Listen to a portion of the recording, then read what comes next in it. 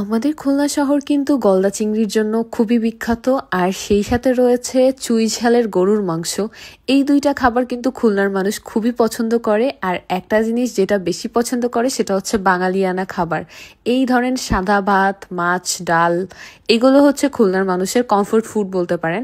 আজকের ভিডিওতে আপনাদেরকে আমি শেয়ার করব কোথায় আপনারা এই সব ধরনের খাবার পাবেন। আমি নিজেও বেশ কয়েকদিন ধরে ভাবছিলাম আমি এই সব ধরনের বাঙালি খাবারগুলো কোথায় পাবো।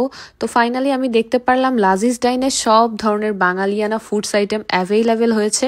অ্যান্ড আমি সেদিন ভিজিট করেছিলাম লাজিজ ডাইনে এই মজার মজার খাবারগুলো ট্রাই করার জন্য। প্রথমেই তাদের বাংলা মেনু থেকে বেশ কিছু বাঙালি খাবার আইটেমগুলো অর্ডার করেছি, যার মধ্যে ছিল সাদা ভাত, বিভিন্ন রকম ভর্তা, চিংড়ি মাছের মালাইকারি, সবজি, তারপর ছিল মাছের কারি যার মধ্যে ছিল রুই মাছ, ভেটকি মাছ, ছাড়াও ছিল খাসির মাংস 1 পিস, গরুর মাংস ছিল। তো আমার সব থেকে বেশি পছন্দের খাবার হচ্ছে চিংড়ি মাছের মালাইকারি। তো প্রথমেই আমি খাওয়া শুরু করি বিভিন্ন রকম ভর্তার আইটেম দিয়ে, যার মধ্যে ছিল টমেটো ভর্তা, বেগুন ভর্তা, ডাল ভর্তা, চিংড়ি ভর্তা, টাকি মাছ ভর্তা, শুটকি ভর্তা। তো ভর্তার আইটেম খেতে আমার বেশ পছন্দ, তো আমার প্রতিটা ভর্তাই অনেক বেশি মজা লেগেছে।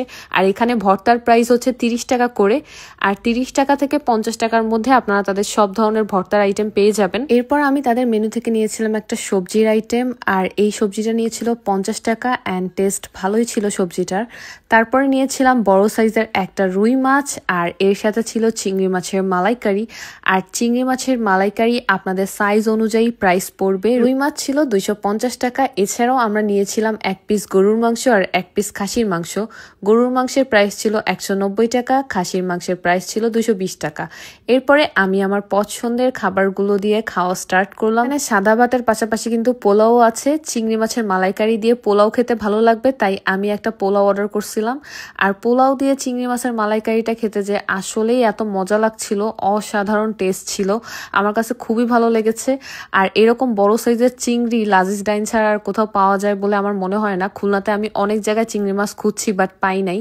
তো চিংড়ি মাছটার টেস্ট আসলেই অসাধারণ ছিল। যারা আমার মতো চিংড়ি মাছ লাভার আছো তারা অবশ্যই লাজিজ ডাইনের এই চিংড়ি মাছের আইটেমগুলো ট্রাই করতে পারো। চিংড়ি ভুনা, ডাব চিংড়ি, আরো অনেক আইটেম আছে। এরপর নিয়েছিলাম 1 পিস মাটন, আর মাটনটাও ছিল অনেক বেশি সফট অ্যান্ড মশলাদার। আর টেস্টের কথা, এটাও টেস্ট অনেক মজার ছিল। গরুর মাংসটার প্রাইস নিয়েছিল 190, সেই অনুযায়ী এটার টেস্টও ভালো ছিল। এরপর নিয়েছিলাম একটা ভেটকি মাছ। এই ভেটকি মাছটার প্রাইস পড়েছিল 380 টাকা।